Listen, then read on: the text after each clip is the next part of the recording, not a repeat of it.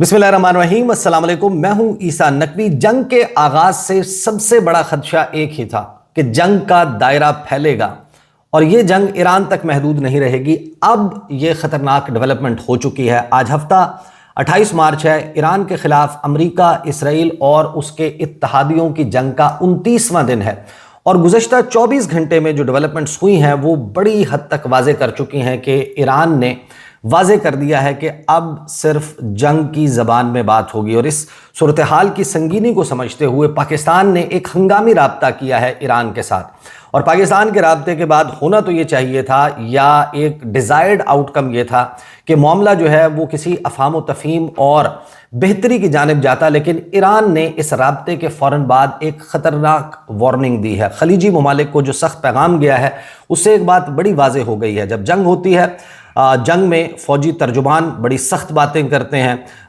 उनका असलहा बोलता है, वो अपने अल्फाज से बताते हैं कि वो आगे क्या करने वाले हैं। लेकिन जब सफारतकार और पॉलिटिकल ऑफिसेज में बैठे हुए लोग जंग की बातें करने लगे तो ये बात समझ जाएं कि अब सिर्फ जंग की ज़बान में बात होगी। इस वीडियो में हम करंट सिचुएशन का जायज़ा लेंगे और जंग के आगाज़ से ये खदशा मौजूद था कि जो जंग ईरान के ख़िलाफ़ हो रही है ये अमरीकी अड्डों तक पहुँचेगी और बड़ी जल्दी अमरीकी अड्डे जो हैं वो निशाना बनने लग गए। खलीजी ममालिक अंडर अटैक आ गए, इसराइल के तूलो अर्ज़ में बमबारी होने लगी और ईरान के ऊपर कारपेट बॉम्बिंग और मिसाइल बरसाए जा रहे हैं। लेकिन सबसे बड़ा सवाल ये था कि ये जो लड़ाई है ये आबनाए हुर्मुज़ तक महदूद रहेगी, ईरान तक महदूद रहेगी, या इसका दायरा दुनिया के एक और most vital maritime choke point तक पहुंचेगा। और वो चोक पॉइंट है बाबुल मंदब, वो तंग आबी रास्ता जो बहरे हिंद से गल्फ ऑफ अदन से होकर बाबुल मंदब से गुजरकर बहरे अहमर में दाखिल होता है और फिर सुएज कनाल के जरिए मेडिटेरेनियन सी और फिर हाई सीज यानी कि यूरोप और एशिया को कनेक्ट करता है। अब जंग का दायरा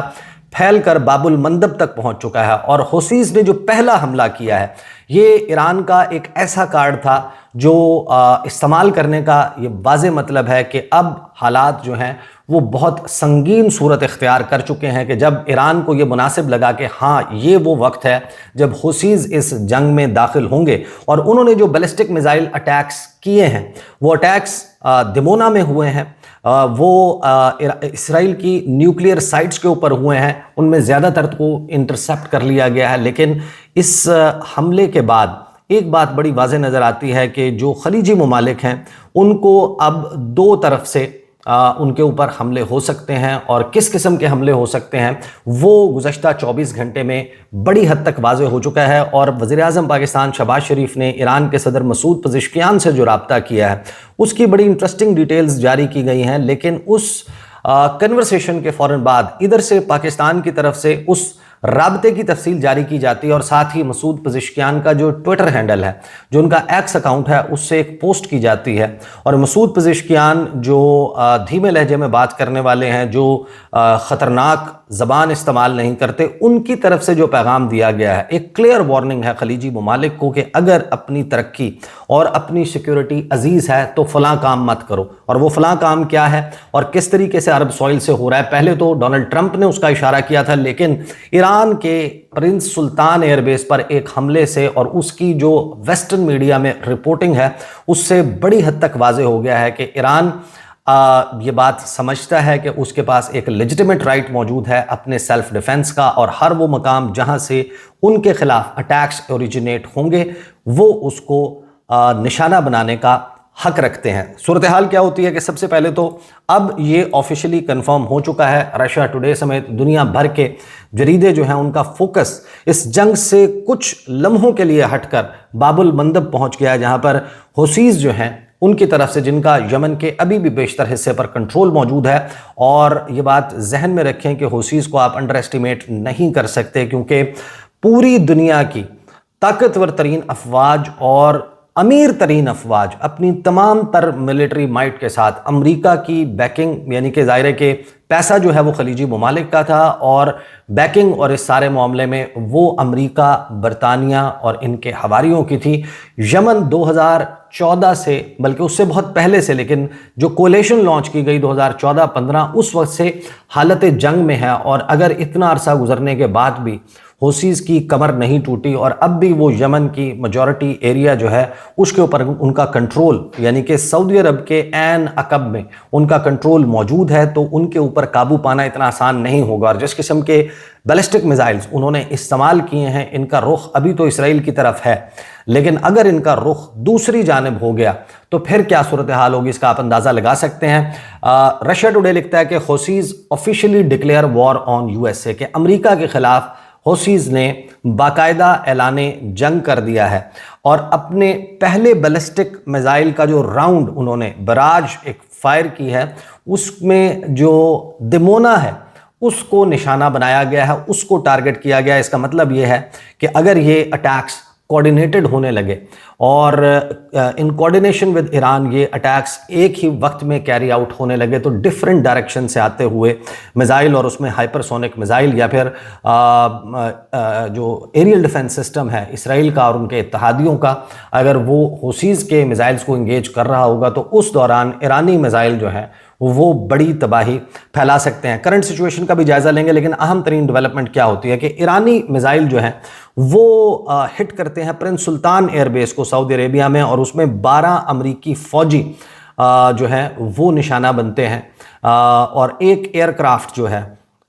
एक मेजर ब्रीच है यूएस डिफेंसेस की, जब से ये जंग शुरू हुई, टीआरटी लिख रहा है, पूरी दुनिया का मीडिया लिख रहा है कि एक मेजर ब्रीच हुई है। ग्राउंड पे मौजूद एक एयरक्राफ्ट, उसको निशाना लगा है और 12 अमरीकी फौजी जख्मी हुए हैं। 5 की हालत बहुत ही तशवीशनाक बताई जाती है और ये बड़ी एक क्लियर इंडिकेशन है कि जब आगाज़ से ये कहा जा रहा था कि Saudi Arab is part and parcel, UAE is part and parcel of this war on Iran, और फिर उसकी तस्दीक डोनाल्ड ट्रंप ने अपनी गुफ्तगू में की जब उसने कहा कि ये तमाम मुल्क हमारे साथ मिलकर ईरान के ख़िलाफ़ लड़ रहे हैं, मोहम्मद बिन सलमान इज़ अ वॉरियर, ये सारी गुफ्तगू की। उसके बाद भी कहीं ना कहीं कुछ लोगों के जहनों में शुबा था कि ये तो डोनाल्ड ट्रंप ने बात किया, लेकिन अब प्रिंस सुल्तान एयरबेस पर 12 अमरीकी फ़ौजियों के ज़ख्मी होने का बड़ा ही क्लियर मतलब यही है कि एक तो ईरान, बावजूद इसके कि पाकिस्तान की तरफ से सालिसी के पैगामात जा रहे हैं, पाकिस्तान ये कह रहा है कि अगर जंग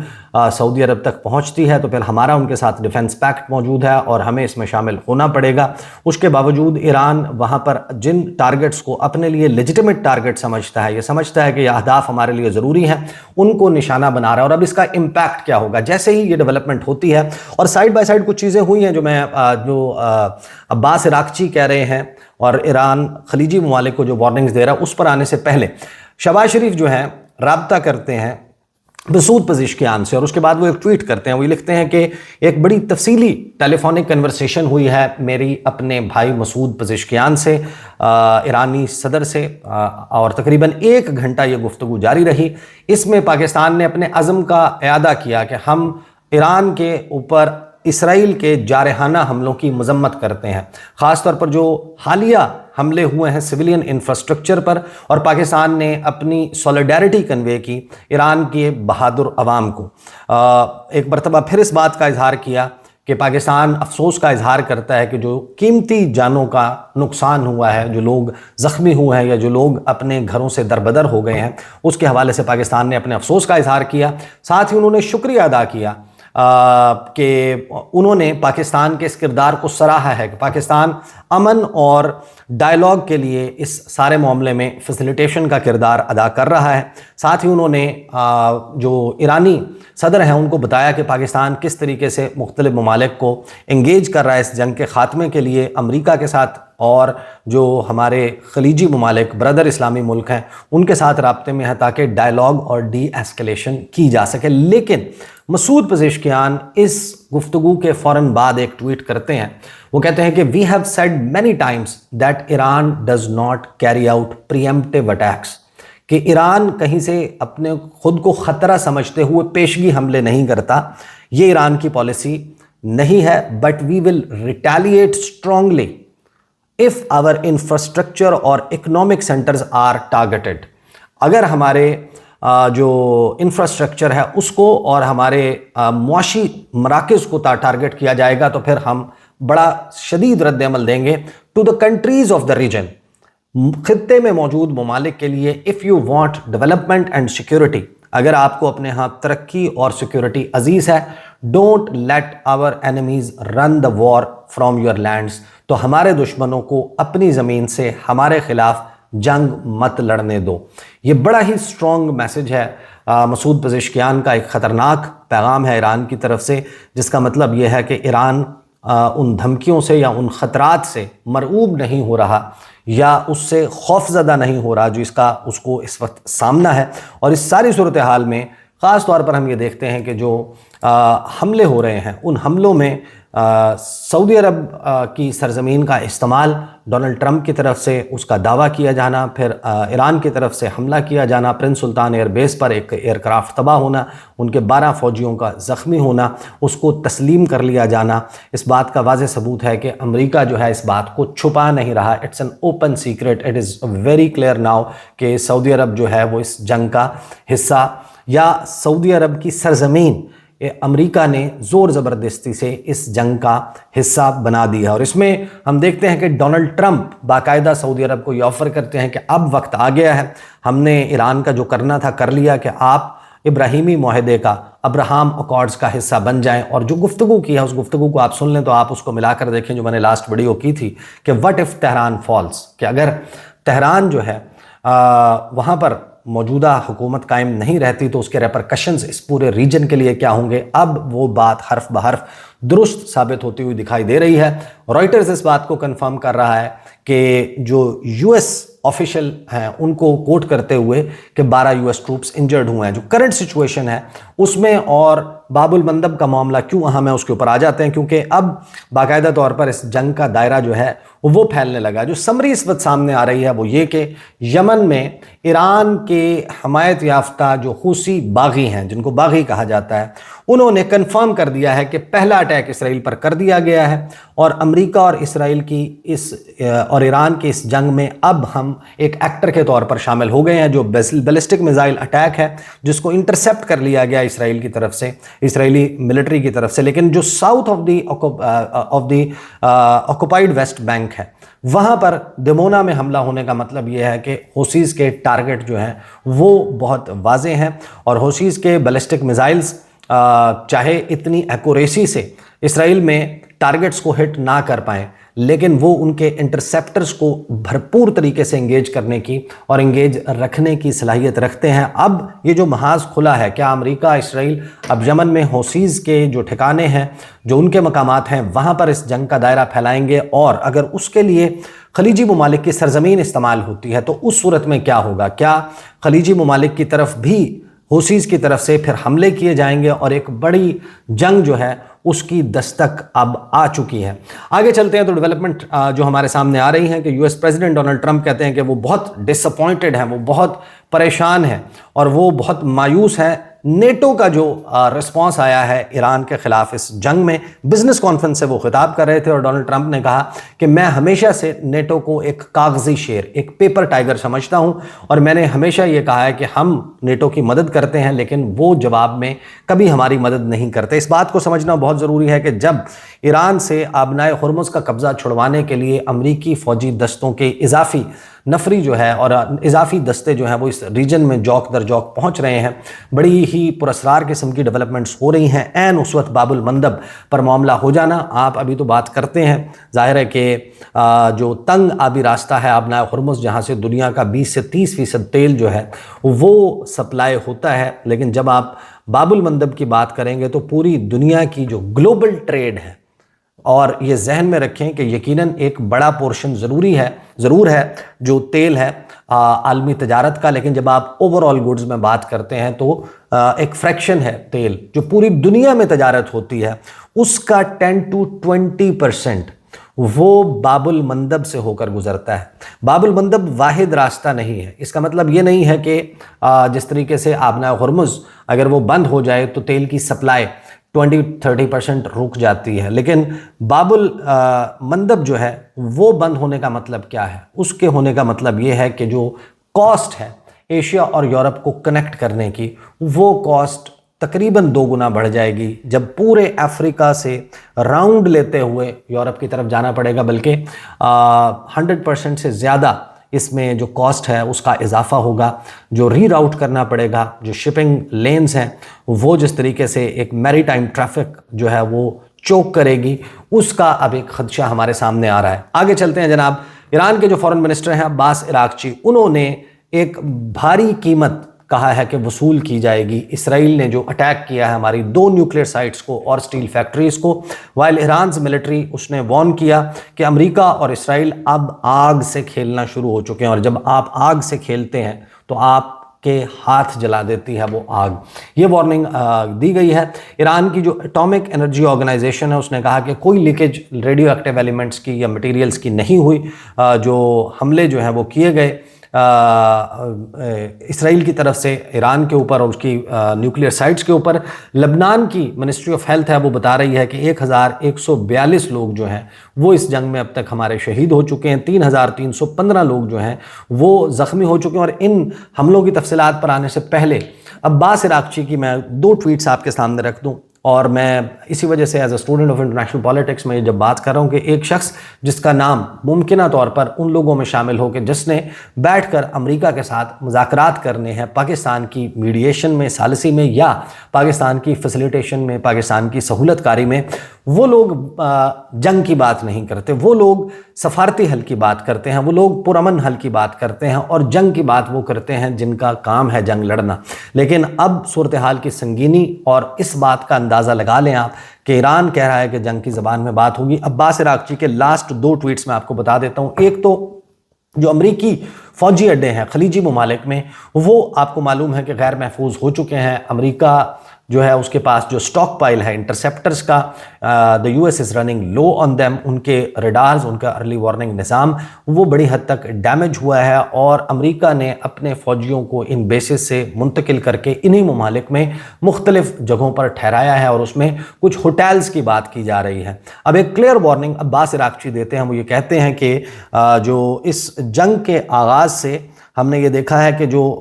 जीसीसी में, गल्फ कोऑपरेशन काउंसिल के जो ममालिक हैं, खलीजी ममालिक, वहाँ पर अमरीकी फ़ौजी बेसिस से, अड्डों से निकलकर होटल्स में शिफ्ट हो गए हैं। वो वहाँ से बैठकर काम कर रहे हैं, और जो जीसीसी सिटीजन्स हैं उनको एक ह्यूमन शील्ड, इंसानी ढाल के तौर पर इस्तेमाल किया जा रहा है। अमेरिका में जो होटल्स हैं उन्होंने कहा कि उनकी मिसाल ये है कि वो अपने कस्टमर्स को ख़तरे से बचाने के लिए ऐसे लोगों को अपने होटल्स में एंट्री नहीं देते, और जो जीसीसी में मौजूद होटल्स हैं उनको भी ये वार्निंग दी जाती है कि वो ऐसे लोगों को अपने यहाँ जगह ना दें, वरना आपके दीगर कस्टमर्स जो हैं वो भी हमारा निशाना बन सकते हैं। साथ ही उन्होंने 20 घंटे पहले नेतन्याहू के हवाले से कि उसने जो जुआ खेला है अमरीकी टैक्स पेयर डॉलर्स के साथ और अमरीकी ज़िंदगियों के साथ, उसके हवाले से ट्वीट करते हैं। लेकिन अब कुछ वक्त पहले उन्होंने एक और ट्वीट किया था कि इसराइल ने ईरान के 2 लार्जेस्ट स्टील फैक्ट्रीज़ जो हैं उनको निशाना बनाया है, एक पावर प्लांट को निशाना बनाया और एक सिविलियन न्यूक्लियर साइट को निशाना बनाया। तो अब हमारे इंफ्रास्ट्रक्चर को हिट किया जा रहा है। इसराइल क्लेम करता है कि उसने अमेरिका के साथ कोऑर्डिनेशन में ये सब कुछ किया है। Attacks contradicts POTUS extended deadline for diplomacy, यानी president of the United states Donald Trump, उसने जो डेडलाइन दी थी डिप्लोमेसी के लिए कि अगले 10 दिन जो है वो सफारतकारी को जगह दी जाएगी, ये अटैक, ये हमले जो हैं ये वाज़ेह तौर पर उसकी ब्रीच हैं। Iran will exact heavy price for Israeli crimes, के ईरान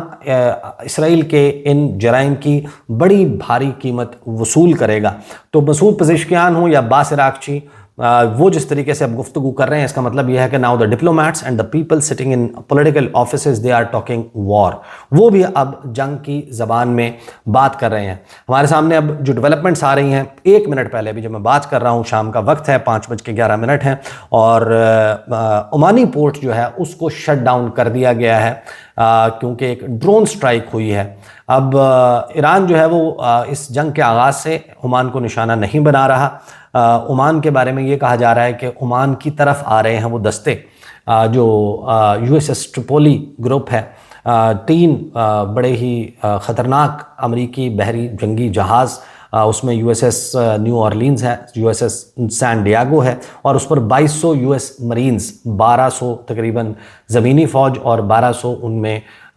जो एविएशन से रिलेटेड और लॉजिस्टिक्स से रिलेटेड मरीन्स मौजूद हैं, और वो गल्फ़ ऑफ ओमान के रास्ते दाखिल होंगे। तो वहाँ पर जो हमला है या तो वो ईरान की तरफ से किया गया होगा उन्होंने अभी तक इसको क्लेम नहीं किया, या फिर जिस तरीके से इस जंग के आगाज़ से इसराइल कुछ फॉल्स फ्लैग ऑपरेशंस कर रहा है दीगर मुस्लिम ममालिक को इस जंग का हिस्सा बनाने के लिए, ये उस सिलसिले की एक कड़ी हो सकती है। साथ ही इसराइल जो है उसकी स्ट्राइक में 2 सहाफ़ियों जो हैं, उस 2 सहाफ़ी उनको भी मार दिया गया। ईरान ने कहा कि 93,000 सिविलियन साइट्स जो हैं वो हालिया स्ट्राइक्स में, हमलों में अभी तक डैमेज हो चुकी हैं, और 10,000 से ज़ायद तादाद है इसराइल में जो इंफ्रास्ट्रक्चर का डैमेज है। और इन कंपैरिजन, जब आप साइज़ का कंपैरिजन करते हैं, Israel is like a dot, Iran is big. Iran में 93,000 और इसराइल में 10,000 का मतलब ये है कि ईरान का जो रेशो है, जो तनासुब है इसराइल में इमारतों को डैमेज करने के हवाले से, वो इसराइल के मुकाबले में कई गुना ज़्यादा है। ईरान ने क्लेम किया है कि जो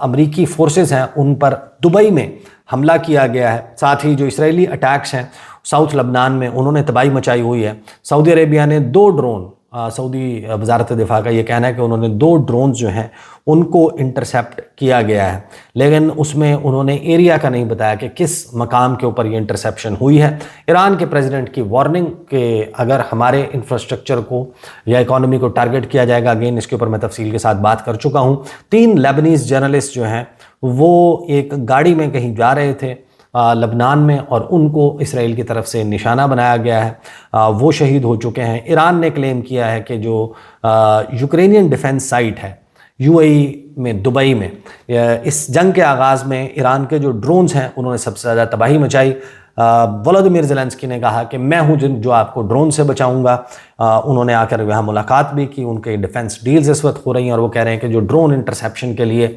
हमारी ट्रेंड फोर्सेस हैं वो यहाँ पर आपकी हिफाजत करेंगी। एक तो उसके ऊपर रशिया ने एक जो काम किया उसके ऊपर मैं पहले भी बात कर चुका हूँ, लेकिन अब उसकी नेक्स्ट एपिसोड आ चुकी है, उस पर इंशाल्लाह अगली वीडियो में बात करेंगे। लेकिन अब दुबई में जो यूक्रेन का सेटअप है, इस सारे सिलसिले में ड्रोन इंटरसेप्शंस के हवाले से ईरान ये दावा कर रहा है कि हमने उसको निशाना बनाया है। अब ईरान के पास उसकी स्पेसिफिक इन्फॉर्मेशन कहाँ से आ रही है, कौन फराहम कर रहा है, और क्या इसके पीछे रशिया है, that is also something to be seen. फिर हम ये देख रहे हैं कि जो फॉरेन मिनिस्टर हैं पाकिस्तान के, सऊदी अरब के, तुर्की के, इजिप्ट के, वो कल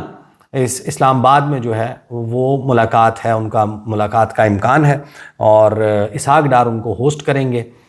इसका आउटकम ज़ाहिर है कि that is going to be very important. Egypt के जो टॉप डिप्लोमेट हैं उन्होंने पाकिस्तान का रुख कर लिया है, वो भी सऊदी अरब और तुर्की के जो वज़राए ख़ारजा उनके साथ मुलाकात करेंगे। पाकिस्तान और ईरान के दरमियान राब्ता, ड्रोन क्रैश हुआ है एक इराक में, इराकी ऑयल फील्ड में, लेकिन वो फटा नहीं, उससे जो है वो धमाका नहीं हुआ, उसकी तफसीलात आ रही हैं। 5 लेबनीज़ पैरामेडिक्स जो हैं वो इसराइली हमले में शहीद हो गए हैं। और फिर डेथ टोल बताया जा रहा है कि लबनान में और मुख्तलिफ ममालिक में कितना हो चुका है। और बहरीन ने इस जंग के आगाज़ से अब तक 550 ईरानियन प्रोजेक्टाइल्स जो हैं उनको इंटरसेप्ट किया है। ये इंटरसेप्शंस की तादाद है, और फिर जाहिर है कि दर्जनों ऐसे हैं जिन्होंने बहरीन में इम्पैक्ट ऑन ग्राउंड किया है। तो ये इस वक्त तफसीलात आ रही हैं, और ईरान की तरफ से ये हुसीज़ का जो कार्ड है, ये कार्ड प्ले करना, बाबुल मंदब तक इस जंग का दायरा फैलाना, इसने अब एक बहुत बड़ी मुस्ततील या एक डीफॉर्म्ड मुस्ततील क्रिएट कर दी है कि जहाँ पर इस जंग का दायरा जो है वो अब बाबुल मंदब से आबनाए हुर्मुज़ तक, ईरान के शुमाल से इसराइल के शुमाल तक, और इसराइल के जनूब से यमन के जनूब तक, साउथ तक, यहाँ तक फैल चुका है। और इसमें मौजूद ममालिक अब वो वन वे और दी अदर हालत जंग में है। और ईरान के इस कार्ड के इस्तेमाल का ये मतलब भी है कि ईरान को ये लगता है कि दिस इज़ द टाइम कि जहाँ पर उन्हें हुसीज़ को एज अ मेजर प्लेयर इस जंग में दाखिल करना होगा, चाहे मज़ाकरात की मेज़ पर एक एज हासिल करने के लिए, चाहे खलीजी ममालिक को एक पैगाम देने के लिए, या फिर जो ईरान पर होने वाले हमले हैं उनकी शिद्दत में कमी और उनको डिविएट करने के लिए। These are the details. अगली वीडियो में मुलाकात होगी, इजाज़त दीजिए, अल्लाह हाफ़िज़।